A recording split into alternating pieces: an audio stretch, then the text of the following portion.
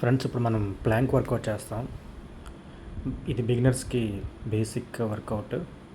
For 2 minutes మనకి work out చేద్దాం. ఓకేనా?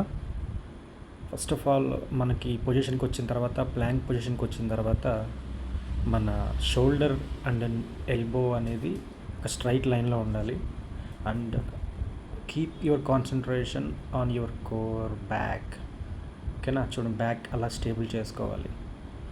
ఓకే, అది ఒక షేప్, ఒక స్ట్రైట్ లైన్లోకి వచ్చిన తర్వాత we need to focus on your core and shoulders. ఓకేనా? బ్రీతింగ్ అనేది మరీ ఫాస్ట్గా తీసుకోకుండా స్టేబుల్గా కాన్సన్ట్రేట్ చేస్తూ ఉండాలి. ఓకేనా? మనం ఇది ఎంతవరకు హోల్డ్ చేయగలమనేది depends upon your capacity and stamina. First beginners అనేవాళ్ళు 2 మినిట్స్ అవసరం లేదు. 10 సెకండ్స్, 15 సెకండ్స్, 20 సెకండ్స్, 30 సెకండ్స్, అలాగా 5 to 10 సెకండ్స్ అలా మనం ఇంక్రీజ్ చేసుకుంటే డెఫినెట్లీ మన షోల్డర్ కెపాసిటీ, షోల్డర్ స్ట్రెంగ్త్ అనేది డెవలప్ అవుతుంది. కోర్ స్టెబిలిటీ డెవలప్ అవుతుంది. స్టేబుల్గా ఉండడం మనకు డెవలప్ అవుతుంది.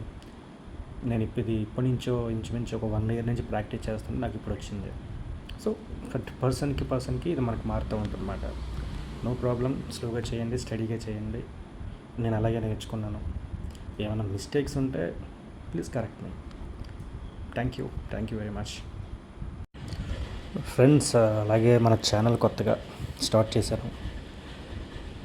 మీరు కొంచెం సపోర్ట్ చేస్తే డెఫినెట్లీ నా నుంచి ఒక మంచి కంటెంట్ అనేది నేను చేయగలను అని అనుకుంటున్నాను. So please support me, please subscribe my channel. Thank you very much.